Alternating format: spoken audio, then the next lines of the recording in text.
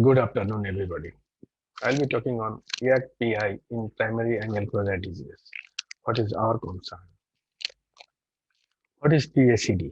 It is a diversified group of diseases starting from no glaucoma to blindness, passing through multiple stages and consequences. The spectrum is very large, unified by presence of iridotrabecular apposition, leading to mechanical blockage of aqueous outflow with consequent rise of IOP and damage to the optic nerve. Now, 20 million people worldwide is affected by PACD, and it will be 40 million by 2040. It is prevalence is highest in Inuit and Asians, lowest in Africa and EU. In US, 10% of all glaucoma are PACD.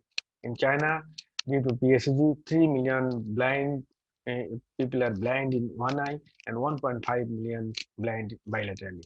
Rest of the Asia, PACD is more common. These are the risk factors. We all know that there are some physiological factors which influence the pathogenesis of um, PACD.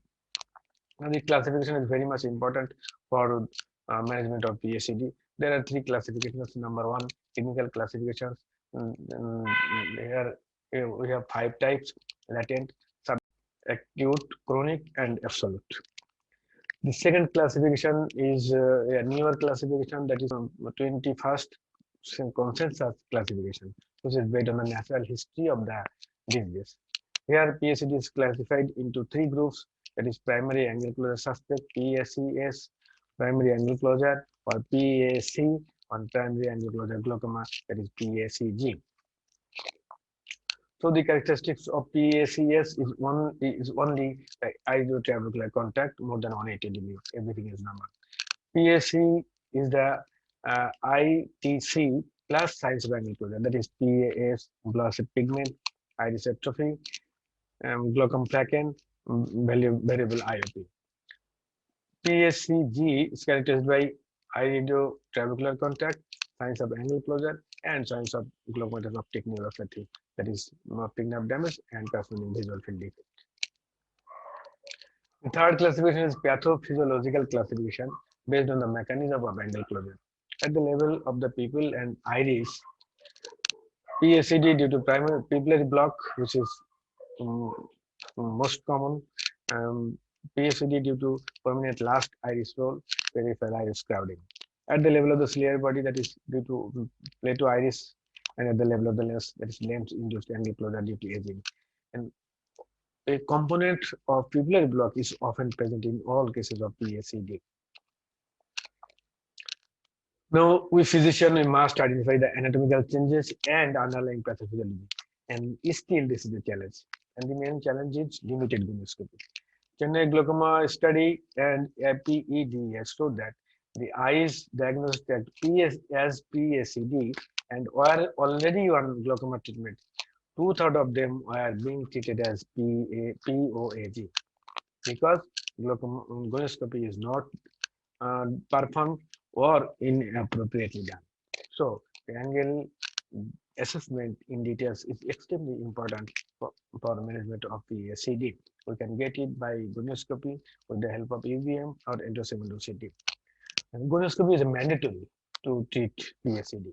It gives us the an idea about the angle details, that is pathophysiology. So it is important for diagnosis, it is important for treatment, for follow-up, and for profit and pleasure. What happened if we do not learn gonioscopy? This picture shows the elephant, the burden of the angle closure, and blind people are the consulted without gonioscopy. If we do not learn or do gonioscopy, but treating angle closure glaucoma, we will be landed with a lot of mistakes, and the whole work will be hot that is done by a quack. There are three basic principles for treatment of PACD. Number one, immediate control of symptoms and raised IOP. Number two, change of angle configuration. That is our today's concern, which is achieved by EAC-PI. And the third, detection and control of continuing optic nerve damage. So, what is the role of EAC laser peripheral iridotomy in PACD? It should be used as a primary treatment in all stages of PACD. It effectively widens the interchamber angle, changes the close of the angle closure processes, preventing acute attack and progression. It reduces IOP in PACD, especially in early stages. It is a safe and very low risk procedure. Complication is very rare and temporary.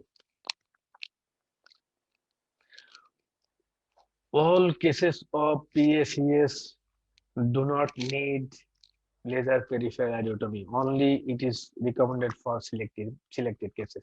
That is, fellow eyes of patient with PAC or PACG or one-eyed need frequent dilatation for posterior segment pathology, family history of PACD, remote access or inability to get medical care, eyes with progressive angle narrowing on follow-up. In case of PAC, both structural and functional damage occurs due to iridotrabecular adhesions. The goal of the treatment is to stop the angle closure and prevent optic nerve damage by lowering IOP using intraocular medication. And laser PI should be done in both eyes of all cases of PAC. Angle closure crisis, acute angle closure crisis, it is a sight-threatening emergency. It happened due to sudden rise of IOP due to complete closure of interchamber angle. It warrants immediate medical treatment to reduce IOP followed by laser PI in both eyes. PACG is another sight-threatening condition. It warrants immediate control of intraocular pressure. The goal is to achieve the target IOP, preventing further damage of optic nerve. And LPI should be done in both eyes of all patients of PACG. Now, what about the literature? A study published on Medical Research Archives done by Kashinatha Shenoy et al. On effect of laser peripheral iridotomy in PACS and its complications. They concluded that LPI is a effective, compliance-free, repeatable. Most PACS does not receive further treatment, and it is a safe therapeutic modality having only minor transient, self-limiting, and easily controlled side effects with no sequelae. Progression to PACG is uncommon in PACS and PAC. This is another study published in British Journal of Ophthalmology, done by Nathan Lonan et al. On YAG laser iridotomy treatment for primary angle closure in East Asian eyes.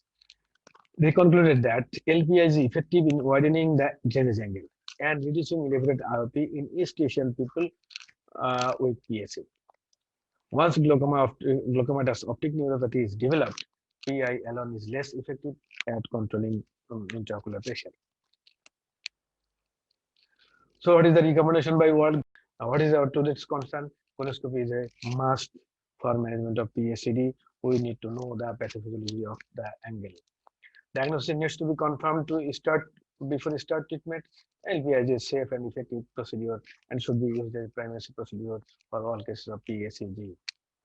So, thank you very much for your kind attention.